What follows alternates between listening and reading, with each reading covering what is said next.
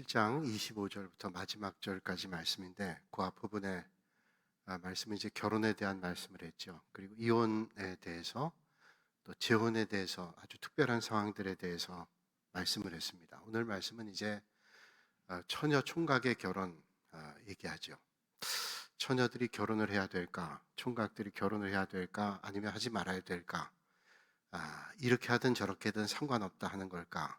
오늘 말씀을 우리에게 주고 있는데요. 오늘 말씀을 여러분들이 미리 예습하고 오신 분도 계시겠지만 오늘 처음 본 분들도 계실 텐데 오늘 말씀 보면서 어떤 생각이 드셨는지요? 결혼하는 게 맞다. 또 결혼하지 않는 게 맞다. 뭐 이렇든 저렇든 상관이 없다. 뭘 말하는 걸까요? 자, 오늘 말씀은 이제 처녀 총각의 결혼하는 문제를 이야기하면서 오늘 본문을 가만 보면요. 오늘 이 본문 말씀이 그저 처녀 총각의 결혼 문제만 얘기하는 게 아니라 사실은 더 깊은 얘기를 하고 있습니다. 어떤 얘기인가 하면 우리 믿음의 사람들이 어떻게 삶을 살아야 될까라고 하는 원리를 오늘 말씀해 주는 거예요. 그래서 오늘 이 말씀을 가만히 보면 단순히 처녀 총각의 결혼을 어떻게 해야 되는가라고 하는 것보다는 우리 믿음의 성도들이 어떤 삶의 자세를 가지고 세상에서 살아야 될까라고 하는 것을 말씀해 주고 있다. 그런 생각 가지고 오늘 말씀 보면 훨씬 폭 넓게 그리고 본문에 대해서 올바로 이해하는 것이다. 그렇게 볼 수가 있습니다. 자, 오늘 본문 25절과 26절에 이렇게 말씀하죠. 처녀에 대하여는 내가 주께 받은 계명이 없으되 주의 자비하심을 받아서 충성스러운 자가 된 내가 의견을 말하노니 내 생각에는 이것이 좋으니 곧 임박한 환난으로 말미암아 사람이 그냥 지내는 것이 좋으니라. 자, 오늘 이 말씀은 단순하게 볼 게 아니죠. 자, 오늘 말씀에 내가 주께 받은 계명은 없으되 그러나 자기 의견을 말한다 그러죠. 그러면 성경 말씀은 하나님의 말씀이 아닌 게 하나도 없는데 오늘 바울은 주께 받은 계명이 없는데 내 의견을 말한다. 그러면 이거는 성경 말씀에 포함이 안 돼야 되는 말 아니에요. 바울이 자기 의견을 말한 건데 그렇게 우리가 오해할 수도 있겠죠. 자, 그런데 자기의 생각에 이게 좋다는 거예요. 어떤 게 좋은가 하면 곧 임박한 환난으로 말미암아.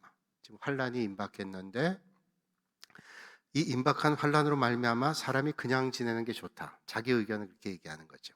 그럼 오늘 이 말씀을 우리가 혹시 오해하는 분들이 있을까 봐 말씀을 드렸는데 성경 말씀은 하나님의 말씀이죠. 우리 개혁교회, 프로테스탄트, 캐톨릭에서 말할 때 우리 프레스비터리언이라고 얘기하죠. 개신교회, 장로교회를 얘기하죠.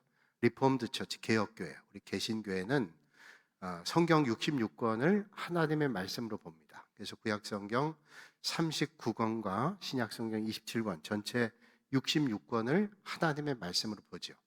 로만 가톨릭 교회는 성경 66권과 여러분 로만 가톨릭 교회 성경을 보셨는 분들은 아시겠지만 외경이라고 하는 게 뒤에 또 붙어 있습니다. 그래서 이분들은 외경은 정경의 권위는 다다르지 않지만 상당히 정경에 가까운 그런 권위를 주고 있습니다. 그래서 로만 가톨릭 교회는 천주교회는 외경까지 붙어 있는 성경을 가지고 다니죠. 근데 우리는 정경 66권만을 하나님의 말씀으로 봅니다. 그러면 오늘 고린도전서 7장 말씀도 하나님의 말씀이잖아요. 근데 바울이 자기 의견을 말한다고 얘기하잖아요.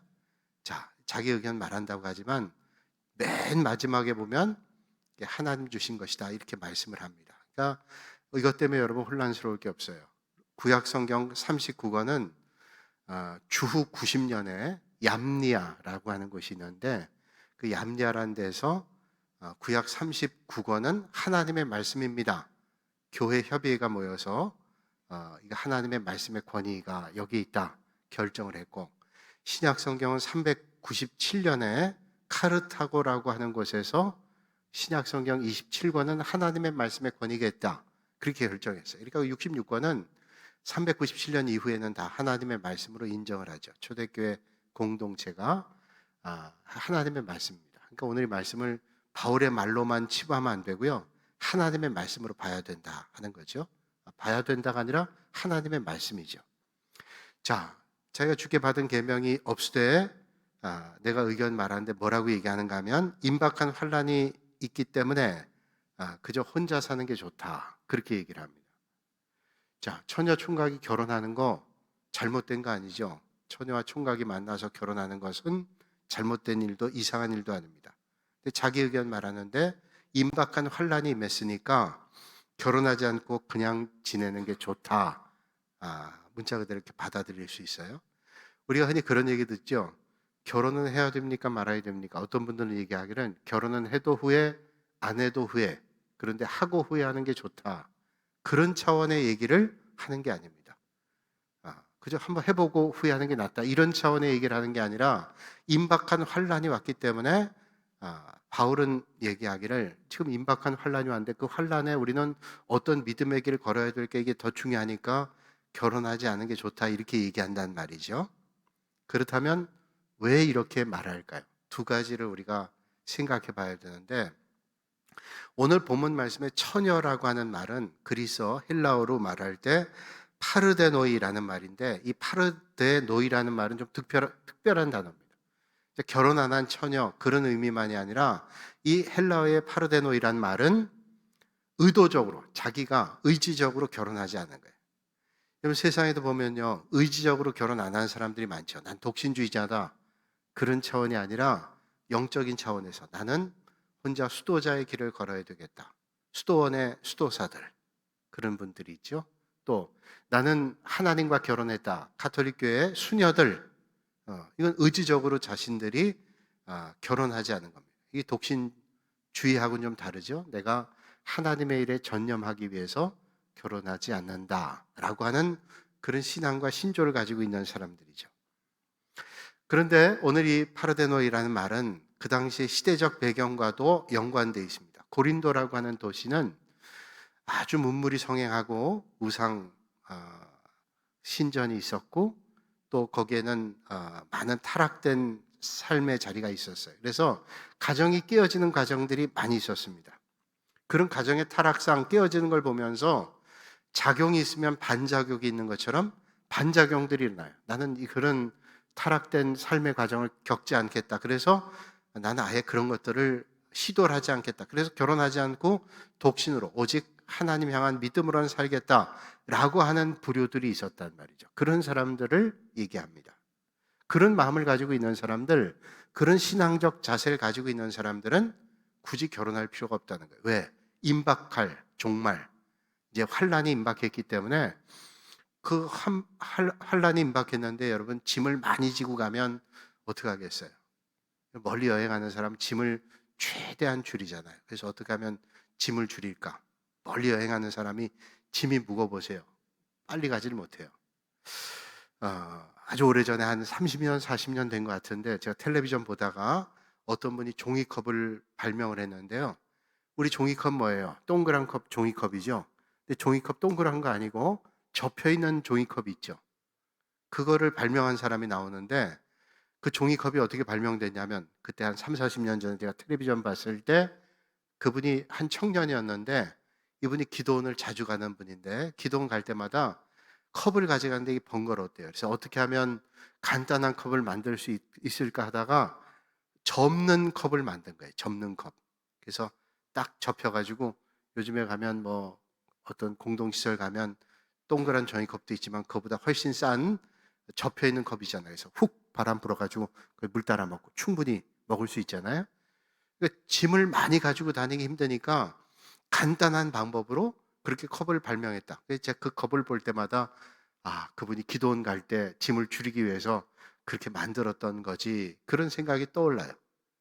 그러니까 우리가 멀리 여행하는 사람들이 짐이 많아봐요. 힘들죠. 우리가 뭔가 어떤 일을 할 때 내가 짐을 많이 지고 한다 힘들 거예요. 간단하고 단출하게 하면 좋을 거예요. 그러니까 지금 종말이 임박하고 환란이 임박했는데 그 환란이 임박할 땐 그저 혼자 그렇게 뭐 결혼하거나 장가하지 않고 그렇게 하는 것도 좋다. 이렇게 바울이 얘기하는 거죠.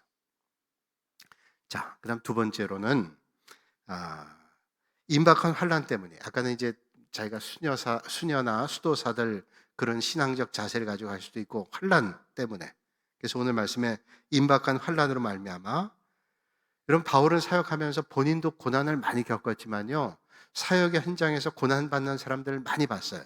그 고난받는 사람들을 보면서 이게 가족이 많이 딸려서 이렇게 사역할 때는 어려움이 있다 하는 것을 많이 경험했단 말이죠. 그래서 그러면 그냥 지내는 게 좋다, 그런 얘기입니다. 여러분, 아, 어떤 때는 홀로 있을 때가 딸린 식구가 많을 때보다 결정하기가 쉽잖아요. 그렇죠? 그게 장점일 수도 있고 단점일 수도 있어요. 그러다 보니까 혼자니까 쉽게 결정하는 것도 있고 가족이 많이 딸려 있기 때문에 신중하게 해서 유익한 점도 많이 있지만 어떤 게 불편할 때도 있어요. 독립운동하는 사람들이 독립운동하는데 딸린 가족들이 많이 희생을 하잖아요. 그래서 어떤 독립운동한 그런 얘기 하더라고요. 독립운동한 사람들은 가족을 돌볼 수가 없었대요. 나라 일을 하느라고. 그래서 가족들이 정말로 돌봄받지 못하고 힘들고, 매국노들, 옛날에 친일파들은 그 해방이 돼서도 모아놓은 게 많아서 잘 먹고 잘 사는데, 애국자들은 가족도 돌보지 못하고 그 가족들이 공부할 여건도 안 된 거예요. 아버지가 뭐 공부할 여건을 만들어준 것도 아니고, 그러니까 그 가족들은 제대로 공부하기 힘들어요. 그러니까 나라가 돌봐줘야 되는 게 마땅하다. 그 얘기를 들으니까 그렇더라고요. 그러니까 친일파들은 많이 숨겨놓은 땅도 있고, 언젠가 보니까 뭐 친일파 누가 재산이 많은데 그거 나라에 귀속된 거에 대해서 소송을 하고 그래서 지탄받았던 그런 일들이 있잖아요. 그러니까 나라 일을 하고 정말로 위대한 훌륭한 일을 한 사람들 가운데 가족을 돌보지 못한 사람들이 많이 있어요. 안타깝죠. 그런 걸 보면 그저 홀로 그런 일 하면 참 좋겠다는 생각도 해보죠.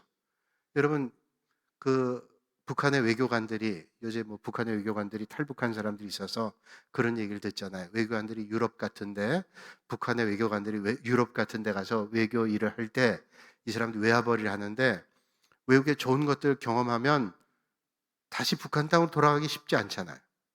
그러니까 이 사람들이 전 가족이 나가는 법이 없답니다. 가족 가운데 아들이나 딸 하나를 볼모로 잡아놓는 거예요. 그래야 만약에 온 가족이 나가 있게 되면 그냥 다 탈북해버리거나 숨어버리면 이게 체제가 유지하기 힘들잖아요. 그러니까 뭔가 하나를 붙잡아 놓는 거란 말이죠. 그러니까 그런 환란이 임박했기 때문에 굳이 결혼하거나 그럴 필요 없이 혼자 지내는 게 좋다. 바울이 그런 얘기를 주고 있는 거죠. 그러니까 그런 때는 어떤 선택을 해야 되는가? 어떤 게 하나님께서 더 기뻐하실 일일까? 어떻게 하면 하나님께 집중할 수 있을까? 이런 거에 대한 관점을 가지고 생각해 보게 됩니다. 그러니까 우리가 어떤 일을 결정할 때 그 결정을 잘 신중하게 선택하면서 해야 되는 거죠. 자, 가장 중요한 건 먼저 선택을 할 때 최선의 선택을 해야 되는데 선택을 이왕 했어요. 자, 결혼을 하든 결혼하지 않든 처녀로 살든 총각으로 살든 아니면 가정을 꾸리든 뭔가 선택을 했어요. 그렇다면 그 선택을 하고 난 다음에 흔들림 없이 더 충실하고 올바른 삶을 살아야 된다고 또 오늘 말씀하고 있어요. 자, 이걸 잘 생각해야 되는데 우리가 가정을 꾸렸어요. 자, 난 혼자 하는 것보다 같이 사는 게 좋다. 그 앞에 이제 결혼과 또 이혼 독신에 대한 얘기를 할 때 뭐 정욕 때문에 참을 수 없는 사람들 결혼하는 게 좋고, 그러나 나처럼 혼자 지내는 게 좋다. 바울이 얘기했잖아요. 그러니까 여러 가지 이유 때문에 배우자를 만났어요. 정말로 운명 같은 사람을 만났어요. 내가 충분히 이 운명 같은 사람 만나서 내가 함께 하는 게 좋기 때문에 얼마든지 어떤 어려움이 있어도 이겨낼 수 있다 그러면 그거 하는 게 좋겠죠. 자, 그래서 선택이 지나면 흔들림 없이 충실되고 올바른 삶을 살아야 되는데 살다 보면 그러지 못할 때가 있어요. 후회가 될 때도 있잖아요. 그 후회하면 소용이 없어요. 근데 충실해야 되는데 여기서 우리가 생각할 때 충실하면 우리 어차피 이렇게 됐으니 그냥 우리는 그냥 만족하며 그렇게 살자. 그런 차원의 얘기가 아니라 영적인 차원의 얘기예요. 우리가 믿음이 다른 사람들이 만약에 결혼했다고 생각해 보세요. 처음에는 사랑만 가지고 결혼했는데 살다 보니까 가치관 너무 틀린 거예요. 이거 가치관 틀리니까 그냥 이혼해 버리고 말까? 그렇지 않다는 거죠. 그러면 저 사람 그냥 마음 맞춰주기 위해서 내가 믿음 가지고 있지만 믿음 없는 저 사람 따라갈까? 그러면 안 된다는 거예요. 만약에 믿음 없는 사람이 믿음 좋은 사람 만나 따라간다면 이건 뭐 더 이상 바랄 게 없이 좋은 일이지만 사람들이 좋은 것보다는 안 좋은 걸 따라가잖아요. 그러니까 믿음이 있던 사람이 믿음 없는 사람 만나면 문제 뭐냐면 믿음 없는 사람은 믿음 있는 걸 이해할 수 없기 때문에 자꾸만 자기 삶의 방식을 주장합니다. 그럼 믿음 있는 사람이 그렇게 하는 게 아니라고 믿음에 대한 분명한 태도를 가지고 하지 않으면 금방 편한 곳으로 가요. 우리는 보잖아요. 코로나 상황을 만날 때 이 코로나 상황이 처음에는 너무 불편하고 어떻게 우리가 주일날 예배를 못 드려? 불편하더니 어느덧 일주일 지나면서 주일을 잊어버리고 지나면서 이젠 코로나 끝났는데도요. 예배당 안 가도 되겠는데? 그래서 놓쳐버린 사람들이 많아요. 이게 무슬림들이 크리스찬들을 믿음을 잃게 하는 방법 가운데 하나인데 600년대 초반에 무슬림들이 발생했어요. 그런데 무슬림이 처음 기독교인들을 신앙을 잃게 하는 방법 가운데 하나가 뭐냐? 고사시키는 방법, 고사시키는 게 뭐냐? 너희들 예배 드려라, 믿어라. 그런데 점점 편하게 주면서 이익들을 통제하기 시작해요. 그래서 무슬림을 믿으면 이슬람교도들은 혜택이 많아지고 기독교인들은 혜택이 줄어드니까 그러나 큰 탄압은 없어요. 그런 불이익이 있어요. 그러니까 그 불이익 때문에 이익 있는 곳으로 가려고 자꾸 편한 곳으로 가다 보니까 믿음을 잃어버려요. 그게 고사하는 방법이에요. 여러분, 우리가 박해 온다면 믿음을 더 든든히 하고 갈 텐데 이젠 편한 쪽으로 가는 거예요. 그래서 예배 안 드려도 편하고 2번 드릴 거 뭐 있어. 한 달에 한 번 그냥 대표로 모아서 가고 1년에 한두 번 가지. 이러다 보면 믿음 다 잃어버려요. 자, 그러면 어떤 삶의 자세를 얘기하는가 하면 여기서 말씀하는 27절에 네가 아내에게 매었느냐 너희기를 구하지 말며 아내에게서 놓였느냐 아내를 구하지 말라. 현재 상태가 놓여있던 매여있던 놓여있다면 그냥 놓여있는 상태로 매여있다면 매여있는 상태로 현 상태 그냥 거기에 안주할 것을 얘기하는 게 아니라 먼저 좋은 배우자를 좋은 믿음의 사람을 만났었더라면 후회가 없겠죠. 그런데 그렇지 않을 때도 있어요. 그러면 이미 선택이 돼서 끝났어요. 그러면 그냥 매여있는 대로 매여있지 않은 대로 그냥 그대로 있으라는 거예요. 그런데 그럼 믿지 않는 사람이랑 함께 멍해를 지면서 믿음 다 잃어버리고 그래도 된다 이런 말을 바울이 하고 있을까요? 그렇지 않아요. 어쩔 수 없이 포기하고 푸념하면서 저 사람은 저 사람 믿음으로 살고 나는 내 믿음으로 살아야지 그렇게 할 수 있을까요? 그게 아니에요. 그런 상황에도 내가 지금 매여 있거나 놓여 있거나 하는 그런 상황에도 내가 최선을 다해서 지금 이 상태에서 믿음의 길을 가려고 경주해야 된다. 자, 내가 열심히 믿는 믿음의 자리에 있는데 믿지 않는 배우자하고 같이 멍해를 매요. 믿지 않는 사람이 있으니까 나는 어쩔 수 없이 이렇게 선택했으니까 저 사람 마음도 맞춰가면서 그냥 살자. 그리고 믿음도 대충 그저 구원받을 정도로만 믿자. 그렇게 하면 안 된다는 거예요. 내가 현 상태에 매여있던 놓여있던 내 마음의 자세는 어떠냐 하면 하나님께 최선을 다하는 믿음의 자세를 갖지 않으면 그 가지고 있는 믿음조차도 잃어버린다는 사실을 말씀하는 거예요. 그러니까 여러분 그런 생각 가지고 매였느냐 놓였느냐 하는 것은 현재 형편인데 지금 현재 상태 때문에 어쩔 수 없이 포기하고 믿음 포기하면 안 되고 비록 지금 잘못한 선택 때문에 지금 이런 멍해를 메고 있지만 그 자리에서도 절대로 믿음을 포기하면 안 된다. 그래서 오늘 말씀 보면요. 오늘 현대 많은 크리스찬 가정, 우리 믿음의 가정, 믿지 않은 가정의 갈등, 그런 갈등들이 다 내포되어 있어요. 그러니까 오늘 우리 가정이 좋은 믿음의 가정, 마음이 맞는 가정이 된다면 참 좋겠지만 믿음이 편차가 있어요. 어떤 사람은 아주 잘 믿는 남편과 덜 믿는 아내가 있을 수 있고 잘 믿는 아내와 덜 믿는 남편도 있을 수 있어요. 또 믿는 아내와 안 믿는 남편이 있을 수 있어요. 어쩔 수 없이 그냥 매였든지 놓였든지 그냥 그대로 살라고. 그게 아니라 만약에 내가 믿음 있는 사람이라면 믿음을 절대로 잃지 않고 믿음으로 가정을 이끌어갈 수 있도록 단단한 마음을 먹어야 돼요. 이런 믿음이 갑자기 생기나요? 좋아지겠지. 그럴 리가 없어요. 그냥 좋아질 일이 없어요. 부단히 믿으려고 애를 써도 믿음이 왔다 갔다 할 경우가 많은데 그런 마음의 자세도 갖지 않으면 믿음이 좋아질 수 있을까요? 세월이 갈수록 나아질 수 있을까요? 절대로 그렇지 않아요. 오히려 더 믿음의 삶을 살도록 힘써야 돼요. 제가 말씀드리죠. 선교사의 심정으로 내가 선교하다 죽을 수도 있잖아요. 그러니까 선교사의 마음을 가지고 내가 남편과 아내를 믿음으로 변화시킬 때라고 하는 그런 철저한 각오가 있어야 되죠. 대충 하면 안 돼요. 아이, 저 사람도 마음도 맞춰주고 뭐 일부러 안 맞춰줄 거 없지만 내 믿음은 다 팽개치고요. 상대방의 마음만 맞춰주기 위해서 하면 그 사람이 좋아질까요? 그렇지 않아요.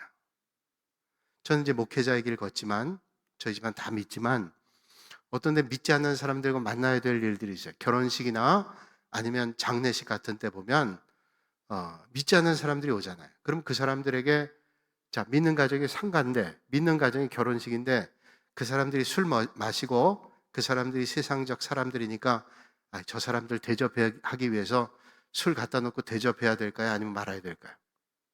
아마 여러 가지 의견들이 있을 거예요. 저는 그런 생각이에요. 만약에 믿지 않는 사람들이 와서 믿는 가정에 장례식이나 결혼식에 왔으면 그래도 그 사람들 대접해야지 술.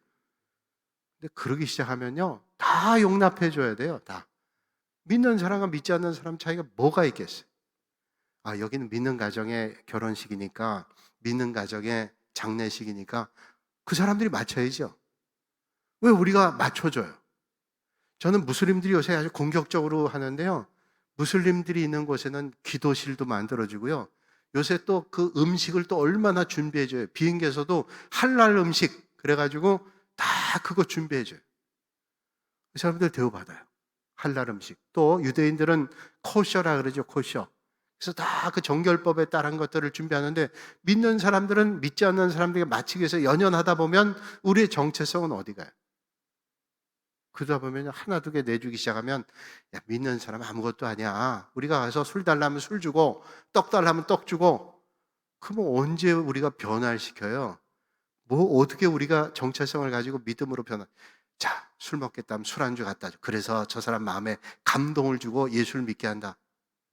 야, 그렇게 정말로 편안한 생각을 하면서 바뀌어지겠어요. 믿지 않는 사람들이 믿는 사람들 보면서 믿는 사람들 그래도 적어도 믿음의 자세와 심지가 굳건하구나. 그 참 좋은 점들이 많이 있구나.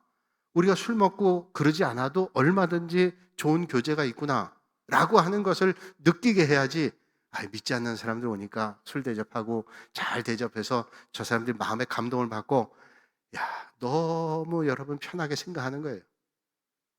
여기에도 충분히 그런 생각하는 분 계실 거예요. 그렇게 대접하면 저 사람 마음 감동받을 거 아니에요? 그렇지 않아요. 그러다 다 내주기 시작하면 믿는 사람들은 우리가 하자는 대로 다 한다. 여러분 예수님께서 십자가에 달리실 때요. 예수님 십자가 달리실 때 고난 받을 때 다 도망갔어요. 심지어는 제자들도 도망갔어요. 다 도망갔어요. 베드로 먼 발치에 쫓아가다가 제사장 그 집안의 종이 아이고 이거 저 갈릴리 사람이라고 내가 옛날에 봤다고 말투를 보니까 갈릴리 사람이니까 베드로도 저주를 하면서 부인하잖아요. 그때 닭이 2번 울 때 3번 부인한다고 주님 말씀하신 대로 다 도망가요. 여인 몇 사람만 그 애도하잖아요. 그런데 그 순간에도 그 고난의 순간에도 주님을 찾는 사람이 있어요. 어떤 사람이? 믿음의 사람. 여러분 우리가 세상이 다 변하고 믿는 사람도 맞춰줘야지 이런 중에도요 믿음의 심지라는 사람 변치 않는 사람들이 믿음의 줄기를 이끌어가요. 그루터기가 되는 거예요. 남은 사람들이 되는 거죠. 성경에 보면 그런 사람들이 나오는데 그 사람들이 누구예요? 아리마대 요셉과 니고데모입니다. 아리마대 요셉은 여러분 잘 알죠? 아리마대 요셉은 요한복음 18장 말씀을 보면 19장 말씀 보면 아리마대 요셉이 이제 빌라도에 가서 예수님의 시신을 요구하죠. 장례 지르겠다고. 아무나 가서 예수님 시신 달라 그런다고 주겠어요? 아리마대 요셉은 그 당시에 유대인이었지만 권한이 컸어요. 사내들인 공의 회원이었고 권세가 있었어요. 그러니까 빌라도가 그 사람 말을 들어줬어요.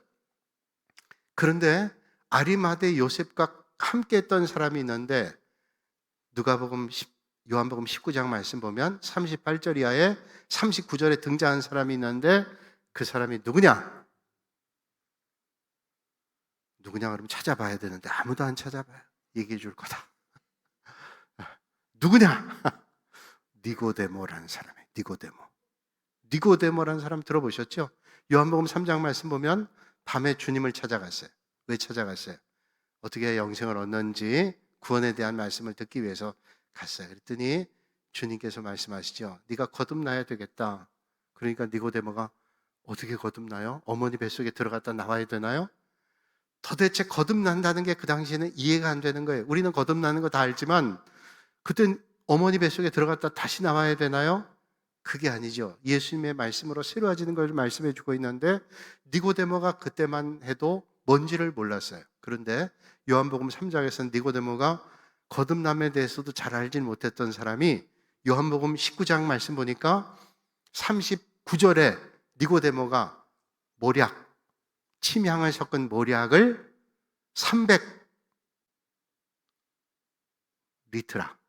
300리트라를 가져갔어요. 그래서 세마포에 사서 장례를 지렀어요.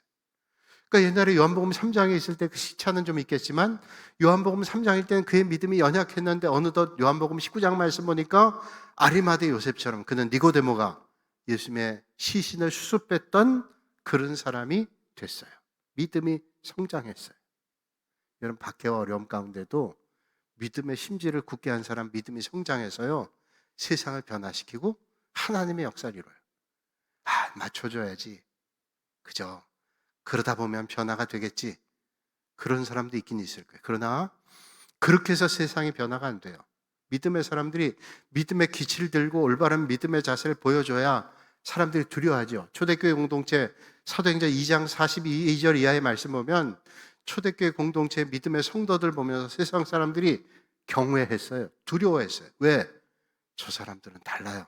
핍박의 시대에 예수 믿는 사람들이 달랐어요. 그 다름이 저들로 하여금 감동을 주고 감화를 줬어요.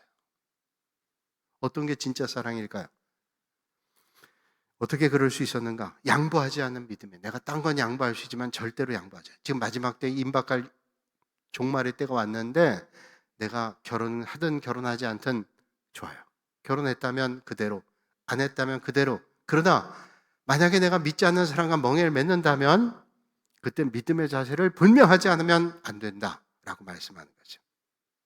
여러분, 오늘 우리가 어떤 지금 상태에 있다 할지라도 여러분, 하나님께 향한 믿음을 절대로 흔들리지 않고 주님 향한 믿음으로 든든하게 서실 수 있기를 주님의 이름으로 축원합니다. 하나둘씩 양보하다 보면요 자꾸 양보만 요구해요. 믿음은 양보할 거 없어요. 여러분, 내가 조금 덜 받는 거는 양보해도 돼요. 내가 조금 덜 받아, 조금 내가 덜 받는 게 손해돼도 그런 거 얼마든지 양보해도 돼요. 그러나 믿음의 그 분량들을 하나씩 양보하다 보면요, 야, 믿는 사람이 다 양보해야지, 그럼 믿음에 줏대가 없어요. 그러면 안 되는 거죠. 그러기 위해서 어떻게 해야 되냐? 우리는 항상 우리의 생각에 어떻게 해야 하나님께 기쁘시게 드릴까를 생각하면 살아야 돼요. 어떤 게 하나님께 기쁘시게 할까? 오늘 본문 32절로 34절까지의 말씀을 한번 같이 봅니다. 앞에 이제 쏴드리는데 같이 한번 읽을까요? 시작. 너희가 염려 없기를 원하노라. 장가가지 않은 자는 주의 일을 염려하여 어찌하여야 주를 기쁘시게 할까 하되 장가 간 자는 세상 일을 염려하여 어찌하여야 아내를 기쁘게 할까 하여 마음이 갈라지며 시집가지 않은 자와 처녀는 주의 일을 염려하여 몸과 영을 다 거룩하게 하려 하되 시집간 자는 세상 일을 염려하여 어찌하여 남편을 기쁘게 할까 하느니라. 아멘. 장가가지 않은 사람, 처녀 얘기하죠. 장가가지 않은 사람, 처녀들은 어떻게 하면 주님을 기쁘시게 할까 이거 생각하는데 장가간 사람은 어떻게 하면 아내를 기쁘게 할까? 처녀들은 주님을 위해 생각하는데 이제 결혼한 아내들은 남편을, 그건 뭐 당연하겠죠. 근데 같은 믿음이면 문제가 없는데 다른 믿음일 때 문제예요. 자, 남편은 믿는데 아내가 안 믿어요. 아내는 믿는데 남편 안 믿어요. 그러면 이게 선순환 돼야 되는데 악순환 되는 거예요. 믿지 않는 사람이 아야 뭐 교회를 뭐 이렇게 매번 가냐, 이번 주는 좀 쉬어야지, 내가 몇 줄 갔는데 한 번쯤은 쉬어줘야지, 이러면 그래, 결혼을 사니까 그래도 맞춰주기 시작하면요, 근데 그러기 시작하면 다 내줘야 돼요. 여러분, 아랍에 그런 얘기가 있잖아요. 밤에 사막에서 자는데, 밤에 춥잖아요. 사막이 자는데 텐트를 치고 자는데 밖에 자던 낙타가, 그래도 낮에 그 더운데 자기를 태워갔던 낙타잖아요. 바람이 쉥쉥 부는데 낙타가 그 텐트 안에 머리를 드밀고 주인님 머리만 좀 넣게 해주세요. 넣었어요. 조금 있다가 첫째 등에 있는 6번 가운데 하나만 좀 들어가게 들어왔어요. 그래가지고 다 들어와서 꼬랑지까지 들어오더니 비좁다고 주인 내쫓잖아요.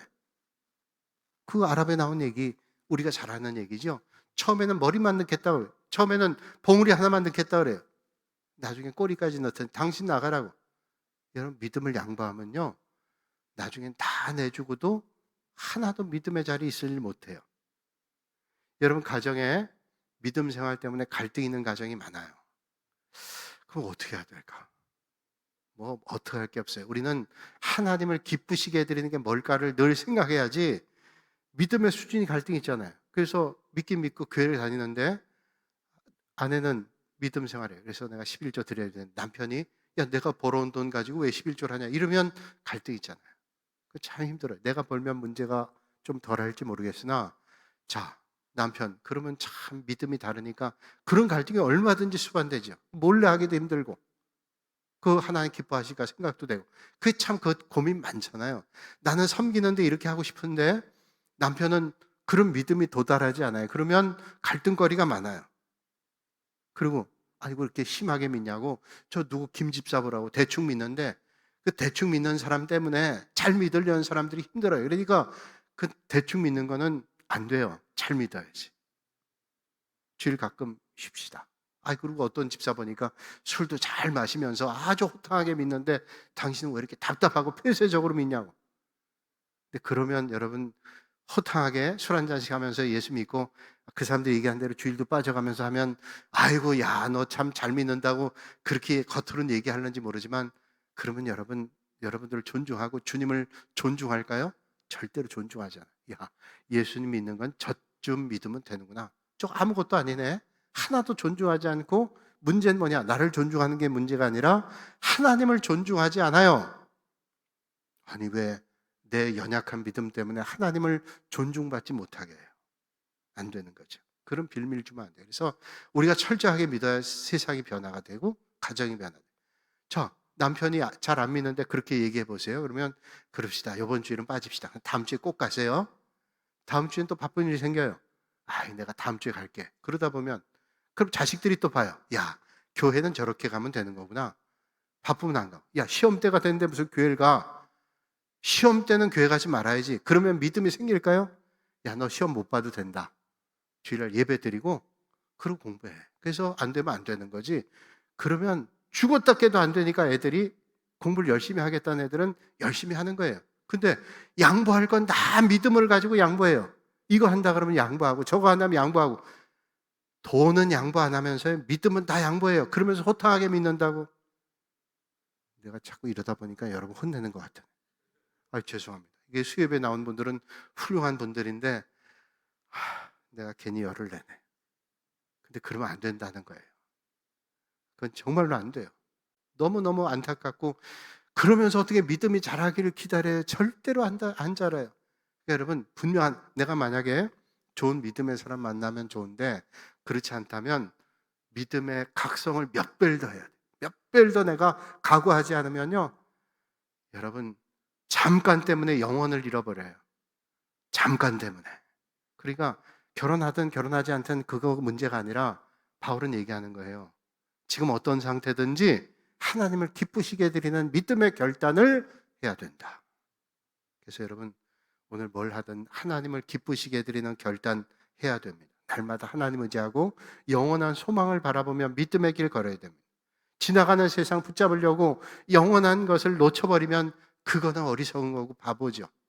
잠깐을 위해서 영원한 것을 놓친다. 세상에게 바보죠. 여러분 잠깐 때문에 영원 놓치지 않고 영원한 것을 위해서 잠깐 힘들어도 믿음의 경주, 믿음의 힘씀 애쓰실 수 있기를 주님의 이름으로 축복합니다. 오늘 말씀 준비하면서 여러분 잘 알지만 창끝의 얘기를 다시 한번 제가 책을 통해 봤어요. 창끝 영화 있잖아요. 그 영화 짐 엘리엇이라는 사람의 얘기. 우리가 영상으로도 보고 영화 분도 있고 책 본 분도 있어요. 아주 감동적이죠. 짐 엘리엇은 미국의 기독교 학교로 명문 대학인 휘튼 대학을 수석으로 졸업했어요. 수석으로 졸업했다는 게 중요한 게 아니라 이분은 늘 마음속에 나는 하나님의 영광 기쁘시게 해드리는 게 뭘까를 생각했어요. 결단하고 그가 에콰도르로 가죠. 에콰도르의 선교사로 갑니다. 왜 에콰도르로 가냐면 그 에콰도르 가까이에 아우카라는 원시 부족 족속이 있는데 거기는 선교사님들이 갈 때마다 다 살해당하는 거예요. 그래서 에콰도르에서 전진 기지로 이제 아우카족이 있는 곳에 가서 선교해야 되겠다. 그래서 이제 늘 정탐도 하고 선교지를 탐방하기도 하는데 경비행기를 타고 5명의 선교사님들이 비행기를 타고 갔다가 경비행기를 타고 가다가 모래톱을 발견하고 아우카족이 있는 곳에 비행기를 내렸어요. 경비행기니까 모래톱에 얼마든지 내리죠. 근데 모래톱에 내렸다가 거기 아우카 부족 추장을 만나고 그 부족 사람들에게 죽임을 당하죠. 죽을 때 했던 유명한 얘기가 있죠. 부아 비아 우논부아 이런 말을 했대죠. 자, 이게 이제 아우카족의 말인데 이걸 배워가지고 얘기를 했어요. 부아비아 우논부아 나는 당신의 친구입니다. 이런 말을 했어요. 뭐 설명할 것도 없어요. 그 말하고 그냥 창에 찔려 죽었어요. 그걸로 일이 끝나지 않았잖아요. 그렇게 죽었는데 그 사람 죽은 사실들을 몰랐는데 연락이 안 되니까 선교 본부하고 그 주변에 있는 사람들이 확인을 했는데 며칠 뒤에 발견했는데 그 경비행기를 발견하고 시신들을 발견했어요. 다 죽었어요. 그것으로 끝난 게 아니라 그로부터 몇 년 뒤에 그 선교사들 아내들이 얼마나 절망하고 죽었겠어요. 그 슬펐겠어요. 근데 이 선교사 부인들, 엘리자벳이란 짐 엘리엇의 부인이 있는데 이 사람은 간호학을 2년 동안 공부하고요. 그리고 이 정글에서 살아나는 방법, 도마뱀 잡아먹는 방법, 뭐 거기 독초와 약초를 구분하는 방법, 또 간호학 이런 것들을 배워가지고요. 뭐 그래가지고 그 선교사 부인들을 또 해가지고 갔어요. 가서 그 사람들에게 조산소 같은 것도 하고 간호도 하고 또 말도 가르쳐주고 이러면서 거기서 몇 년 지나다가 이제 본국에 돌아오게 된 거예요. 그때 그 아우카족의 추장이 이렇게 물었다는 거 아시죠? 당신들이 도대체 뭐가 모자라서 여기까지 와서 이런 고생을 합니까? 이해가 안 되는 거예요. 오면 다 죽는데 여자들이 와서 그렇게 어려운 일을 하니까 도저히 이해가 안 되는 거예요. 도대체 당신들은 왜 와서 이런 일을 합니까? 그때 짐 엘리엇의 아내였던 엘리자베스가 유명한 말을 하죠. 우리는 몇 년 전에 당신들이 죽였던 5 백인의 아내들입니다. 우리 남편들은 당신들이 모르는 하나님을 가르쳐 주기 위해서 왔는데 가르쳐 주기도 전에 죽었습니다. 그래서 우리는 그걸 가르쳐 주기 위해서 여기에 온 것입니다.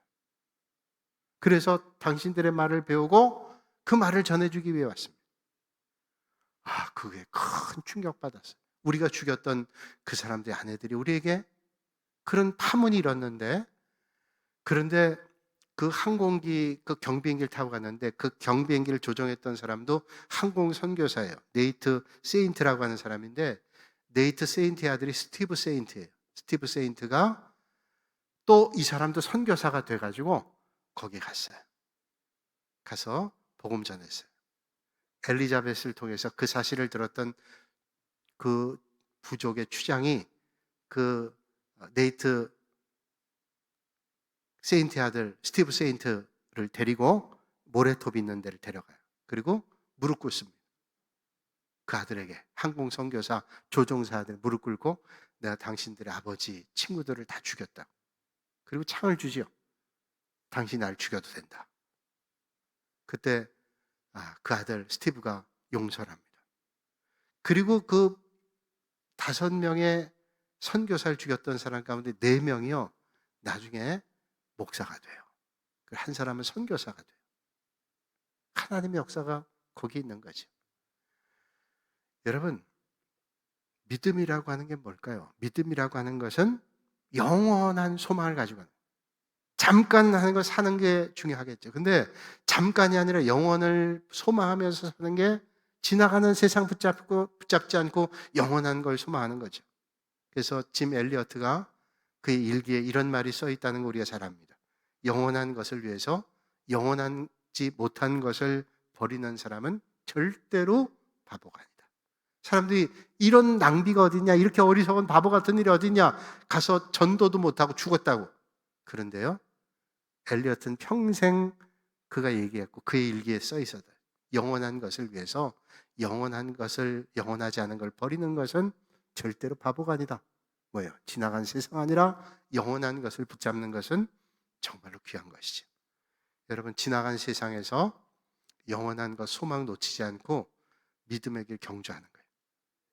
믿음의 길 경주하는 거예요. 힘들어도 믿음의 길 경주하는 거예요. 그러면 하나님 은혜 주시고 도와주실 거예요. 오늘도 이 밤에 그런 믿음의 결단이 저와 여러분들에게 있어지시기를 주님의 이름으로 축원합니다.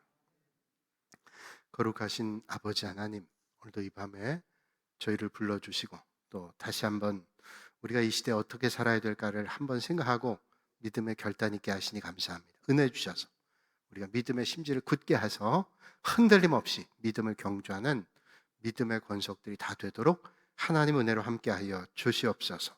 예수님의 이름으로 기도하옵나이다. 아멘.